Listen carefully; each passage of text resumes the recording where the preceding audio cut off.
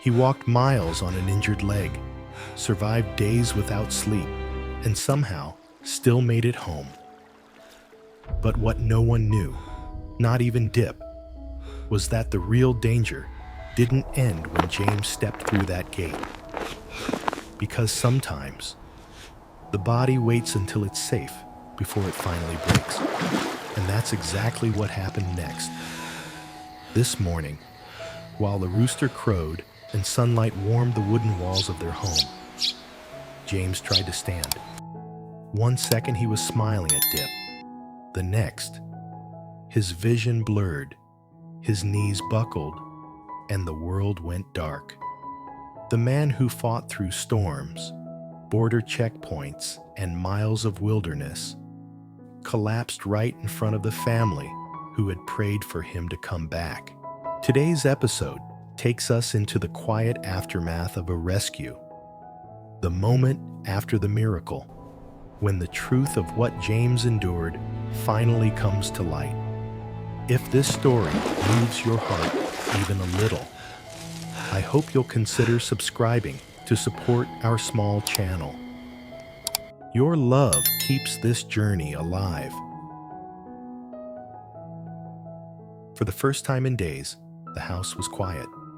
No whispers, no rumors, no phone calls from strange numbers. Just the soft sound of birds in the bamboo grove and the slow, even breathing of the man sleeping on the wooden bed inside. James lay on his side, one arm thrown over his eyes, his bandaged ankle resting on a folded blanket. His clothes had finally been changed.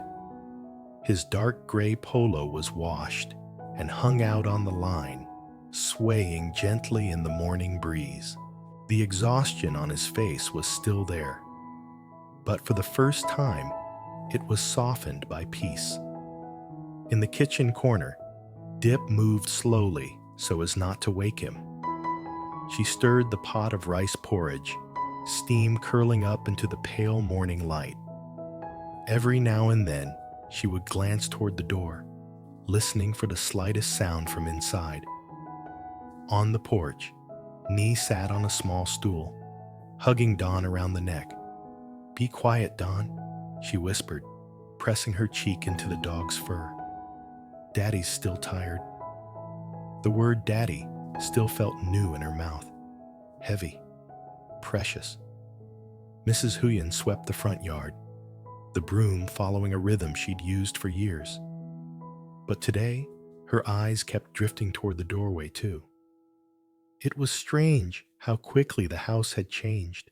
Just yesterday, it had felt like a place of fear, a place waiting for bad news, a place that smelled like worry and old stale prayers. Today, it smelled like porridge and hope. Inside, James shifted with a small groan. The movement was tiny, but Dip heard it immediately. She put down the ladle and hurried in, wiping her hands on her apron. He was trying to sit up, one hand gripping the wooden bed frame. "Hey," Dip said softly, rushing to his side. "Slow down. You just got home." James blinked against the light, his throat dry. "How long? Have I been asleep?" he managed. "Not enough," she replied, trying to joke, though her voice shook. "Just one night." He looked around the room. The familiar wooden walls, the small table, the rosary still hanging on the nail. For a second, doubt flickered through his eyes, as if he wasn't sure this was real. Then his gaze found hers. "You're here," he whispered. Dip swallowed. I was about to say the same thing. She slipped an arm behind his back to help him sit, careful not to bump his leg. When he shifted his bandaged ankle, pain flashed across his face. "Easy," she warned. "You walked too far on that leg. You're lucky it didn't break." "Feels like it did," he muttered, sucking in a breath. From outside, Nee's small voice floated in. "Is Daddy awake yet? Grandma?" Mrs. Huyen poked her head through the door. "He's up, but don't rush in and jump on him, you hear?" Nee didn't hear. or pretended not to. A second later, the small figure padded into the room, clutching a tiny crumpled drawing in her hand. Her steps slowed as she reached the bed. She looked at James. Really looked this time. The pale face, the tired eyes, the bandaged ankle. "Daddy," she said, voice shaking. James tried to smile. "Hey, little one." She climbed carefully onto the edge of the bed, leaning against his good side. "I drew this," she said, pushing the paper into his hand. "It's you, Mom, and the baby, and Don, and me." The drawing was messy, lines wobbly, and colors too bright. But it was their family, all 5 of them, standing in front of the house. James's throat tightened. He smoothed the paper with his thumb. "It's perfect," he whispered, "just like you." Nee's eyes filled with tears, but for once they weren't from fear. She leaned into him, and his arm wrapped around her shoulders, pulling her in as gently as if she were made of glass. "Come," Dip said softly. "Let Daddy eat before the porridge gets cold." She helped him swing his legs over the side of the bed. The movement sent a sharp bolt of pain up his left leg, and he had to grip the frame again. "James," her tone shifted, firm this time. "If it hurts, you sit. I'll bring it here." "I can manage," he insisted. "I don't want you doing everything alone again." He tried to stand. The first second was fine. The second second was not. His vision blurred. His knees wobbled. The room tilted. "James?" Dip grabbed his arm. "James?" He didn't answer. His body suddenly went cold and hot at the same time. A rushing sound filled his ears, drowning out every other noise. It felt like the ground moved up to meet him. The wooden floor slammed into his side as he collapsed, the world bursting into white. "James!" The scream tore out of Dip before she could stop it. Nee started crying instantly, scrambling back as Don barked in panic. Mrs. Huyen dropped the broom and rushed in, her sandals slapping against the cement. Dip fell to her knees beside him, hands shaking as she touched his face. "James! James, can you hear me? Look at me." His eyes were half open, unfocused. His chest rose and fell in shallow, rapid breaths. Sweat broke out across his forehead, as if he'd just run all those miles again. "Grandma, what's wrong with Daddy?" Nee sobbed. "He's burning up." "Mrs. Huyen said, pressing a hand to his neck. "His fever is too high. Child, we have to call the village medic." Dip's heart felt like it was being squeezed by an invisible hand. She had just gotten him back. She had just watched him limp through the gate. She had just heard him say, "Baby, Dad's home." And now he was lying on the floor, cold sweat on his skin, eyes rolling back in his head. "No," she whispered, shaking her head as if she could push the reality away. "No, no, no, not now, not after all this." "Dip!" Mrs. Huyen snapped, her voice sharp enough to cut through the panic. "Get a pillow under his head. I'll call the medic." "Nee, bring a towel and water." The house that had been so peaceful minutes ago was suddenly filled with noise again. Hurried footsteps, clattering bowls, the squeak of a bucket being dragged across the floor. Dip slid a folded blanket under James's head and held his hand tightly, pressing it against her cheek. "Stay with me," she whispered, tears dripping onto his fingers. "You didn't walk all this way just to leave again. Do you hear me? You're not allowed to leave." His hand twitched weakly in hers. Outside, the sun continued to climb the sky as if nothing had happened. But inside the small wooden house, time had stopped. Everything now depended on what the village medic would say when he arrived, and whether James's body could survive the price his heart had forced it to pay. The village medic arrived faster than anyone expected. He was an older man with tired eyes and a small, battered medical bag. He had treated half the village at some point. Fevers, cuts, childbirths, broken bones from careless farm work. But even he paused when he saw James's condition.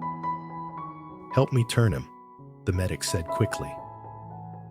Dip and Mrs. Huyen shifted James onto his back.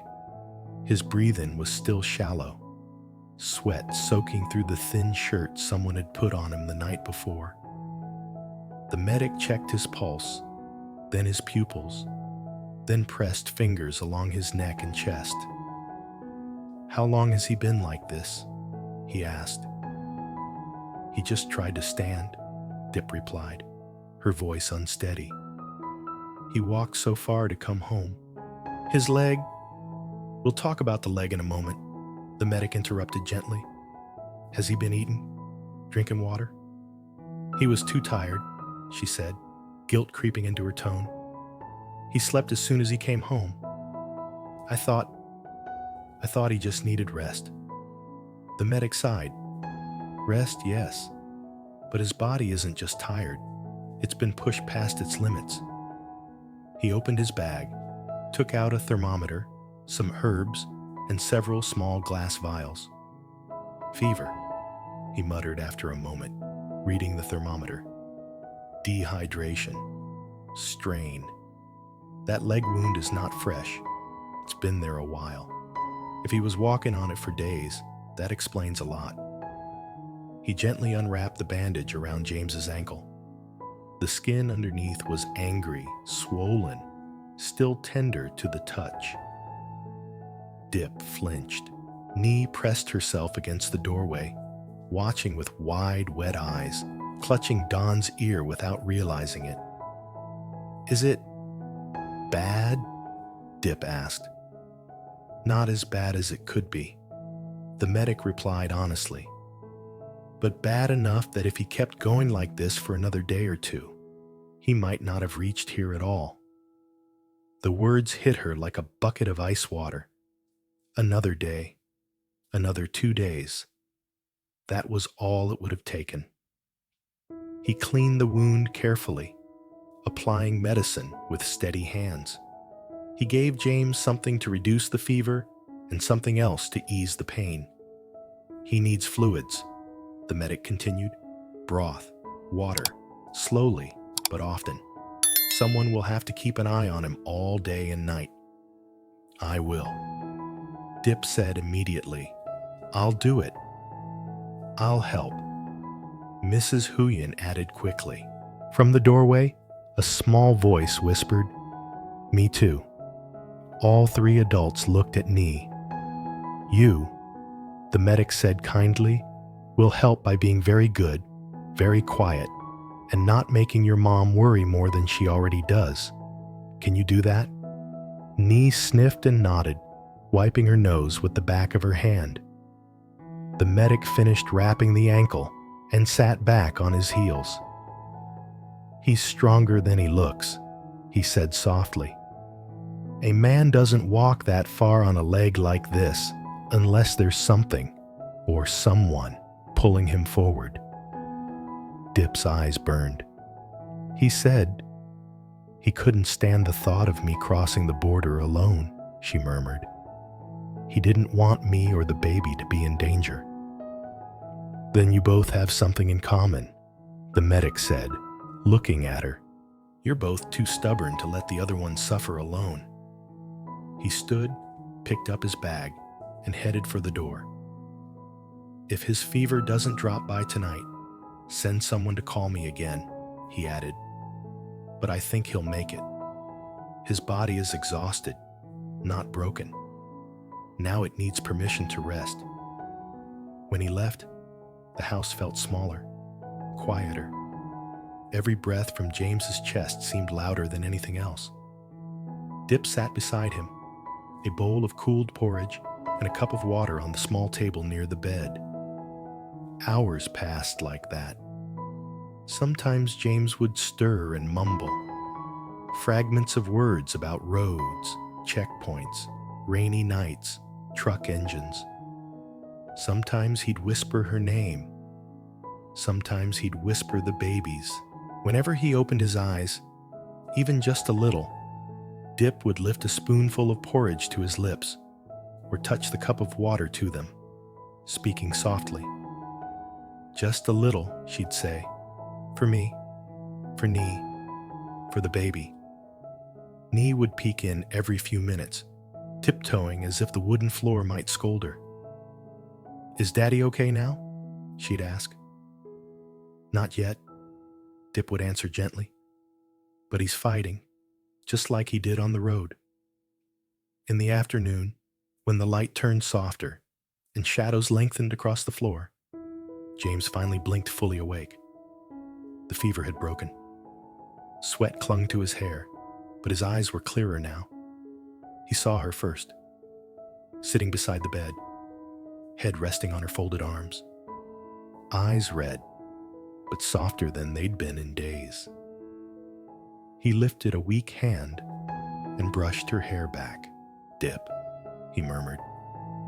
She jerked awake, eyes wide. You scared me, she whispered, half angry, half relieved. Is walking on an injured leg not enough? You had to collapse on top of it? A tired laugh escaped him, more breath than sound. I thought, if I rested, I'd stop, he admitted. And if I stopped, I might listen to the pain. I didn't want to listen. I just wanted to come home. Tears slid silently down her cheeks. You idiot, she said softly, the word full of love. You don't have to do everything alone. She took his hand and pressed it against her belly. We're here, she reminded him. We were always here, waiting. He swallowed, eyes glistening. I was afraid, he confessed. Afraid you'd cross that border, afraid you'd be the one in danger because of me. And I, she replied, voice breaking, was afraid I'd never get to tell you that this baby kicked whenever I cried for you. They both went quiet. Outside, the sounds of evening began. The cluck of chickens, the scrape of chairs on cement, the murmur of neighbors ending their day. The house, lit by the soft white-blue bulbs, felt like a small island of light in a darkening world. Nee padded in quietly and climbed onto the bed, curling against James's side, careful of his leg. Daddy, she said sleepily. Next time. Don't go so far away, okay? James looked from Nee's small head to Dip's tired face, to the gentle curve of her belly beneath her shirt. Next time, he said, voice firm despite the exhaustion. I'm not going anywhere without you. Dip let out a shaky laugh. And I, she answered, am not going anywhere without telling you first. He smiled, a real smile this time, slow and deep. Outside, the night settled fully over the village. Inside, the little wooden house glowed, not just with light, but with something heavier, warmer, and stronger than any rumor.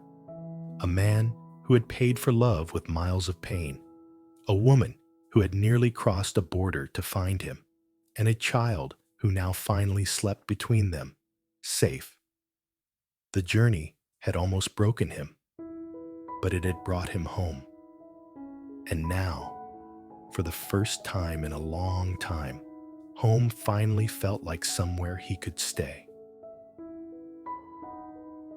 After the emotional reunion at the gate, the house finally felt warm again. Dip cooked porridge, Nee played quietly, and James slept for the first time without fear. But the peace didn't last long. The next morning, James tried to stand and collapsed. His body, pushed far beyond its limits during his journey home, finally gave out. Fever, dehydration, and a badly strained ankle forced the truth out. He had walked miles in pain, crossed unsafe areas, and slept in the wilderness just to return to his family.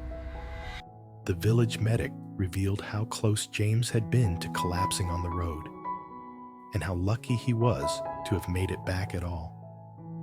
Throughout the day, Dip never left his side, feeding him, cooling his fever, holding his hand through every painful breath. Nee watched over him too, whispering that he wasn't allowed to leave again. Slowly, the fever broke, and James woke with clearer eyes. In their small wooden home, lit by evening lamps, he finally confessed his fear of losing Dip. She told him she had almost crossed the border alone, and in that quiet moment, both realized how close they had come to losing each other. The episode ends with all three, James, Dip, and little Nee, lying together on the bed, safe at last. The storm didn't break them. It brought them home to each other.